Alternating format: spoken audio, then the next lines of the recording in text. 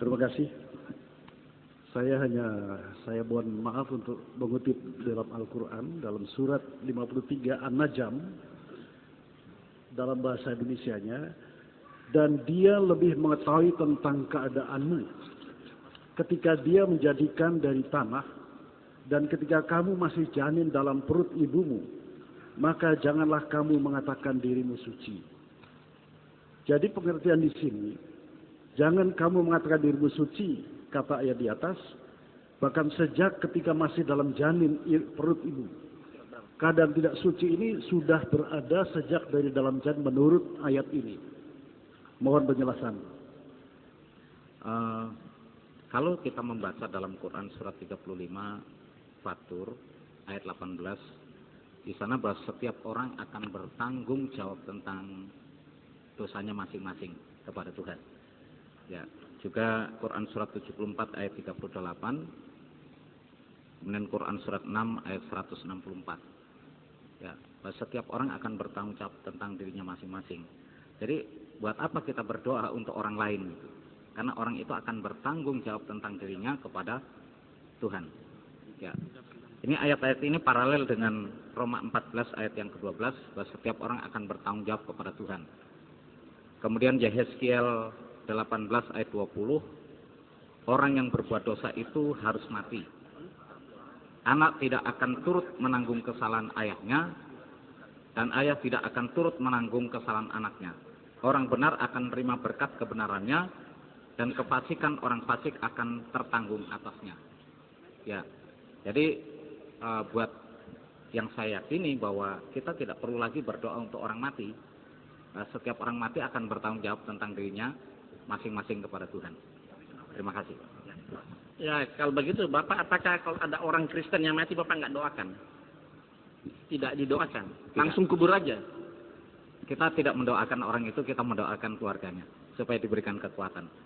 Karena orang itu akan bertanggung jawab tentang dirinya masing-masing kepada Tuhan. Nah, kalau begitu memang kita beda pendapat. Ya kan, dalam Islam nggak bisa, itu harus setiap orang meninggal itu justru paling akhir kita doakan ketika dia sudah mau di sholat jenazah kan dia doakan. Harus dia doakan. Soal Allah terima apa enggak, dia berdoa mengampuni dosa apa enggak, itu urusan Allah. Sebagai umat yang berakhlak harus mendoakan. Orang mati perlu kita doakan. Soal terima apa enggak ya? Nah, kalau Bapak menurut agama Bapak tidak didoakan, orang yang telah meninggal, ya saya juga berdengar sekarang Pak. Saya berdengar sekarang. Setahu saya, semua orang meninggal itu didoakan, bahkan bikin 3 hari, seminggu, 40 hari, ya kan? Didoakan. Di dalam Kristen kan ada 7 hari, kadang-kadang 14 hari, 40 hari ada. Mendoakan orang yang telah meninggal. Kalau boleh saya tambahkan sedikit kepada Bapak. Tadi Bapak yang mengatakan Bapak khitan. Kalau Bapak khitan berarti Bapak salah. Coba Bapak lihat ini. Bisa Galatia 5 ayat 2 dan 6. Galatia 5 ayat 2. Jadi posisi Bapak berkhitan salah nggak? Berkhitan salah Pak. Kalau Bapak berkhitan, tidak berkhitan ancamannya hukuman mati. Tapi kalau Bapak berkhitan, Yesus nggak berguna. Bisa lihat. Sesungguhnya aku Paulus berkata kepadamu, jikalau kamu menyunatkan dirimu, Kristus sama sekali tidak berguna bagimu. Berarti Yesus tidak berguna bagi Bapak. Kan Bapak sunat, ya kan? Oke, terima kasih. Saudara Buko Ginta, kenapa memakai dalil dari Paulus, sedangkan Paulus tidak welcome? Terima kasih. Saya mau bertanya. Ini menyangkut tentang keimanan. Sebenarnya Bapak-Bapak Pendeta, ini prinsip ini. Sejak kapan Yesus itu menjadi Tuhan dan apa alasan-alasannya dia diangkat menjadi Tuhan? Karena waktu saya pelajari dulu, alasan orang Kristen mengatakan Yesus itu Tuhan karena dia itu lahirnya tidak punya ayah. Sayangnya orang Nasrani tidak konsisten.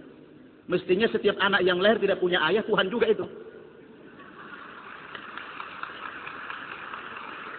Kemudian alasan yang kedua, Karena Yesus itu bisa menghidupkan orang mati. Tidak mungkin manusia bisa menghidupkan orang mati.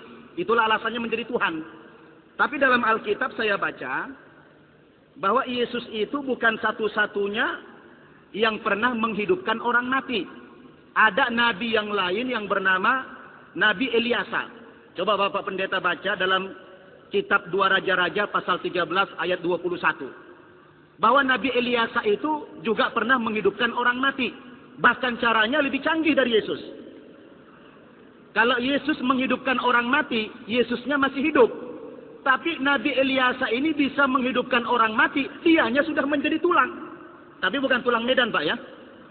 Ada bedanya tulang Medan dengan tulang di Jakarta ini, maksud saya. Jadi pertanyaannya, kalau cuma itu alasannya, orang Nasrani mengatakan, lalu Yesus dianggap sebagai Tuhan karena menghidupkan orang mati. Orang Kristen itu keliru memahami makna mukjizat. Padahal mukjizat itu dalam bahasa Arab artinya allazi kharijun minal adah. Sesuatu yang keluar dari hukum adat, keluar dari hukum alam, keluar dari sunnatullah. Dan itu diberikan Allah kepada para nabi dan rasul yang bersangkutan sebagai bukti ketika diperlukan bahwa orang yang bersangkutan itu adalah rasul, utusan Allah. Jadi tolong dijawab pertanyaan saya, sejak kapan dan apa alasannya dia menjadi Tuhan? Terima kasih. Terima kasih. Terima kasih untuk aplaus karena makin hari makin bagus. Saya ingin membacakan Yohanes pasal 1 ayat 1 dan 14. Kemudian Yohanes pasal 10 ayat 30. Pada mulanya adalah firman. Firman itu bersama-sama dengan Allah. Dan firman itu adalah Allah. Ayat 14.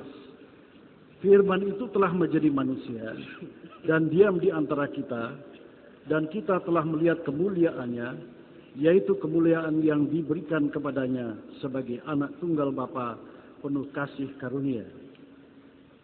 Kemudian kita akan membaca di dalam Yohanes pasal 10 ayat yang ke-30.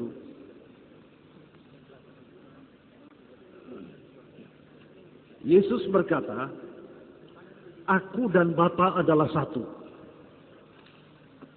Jadi inilah iman Kristen. Kelahiran Yesus itu bukan pra-eksistensinya. Kelahiran saya dihitung mulai saya lahir.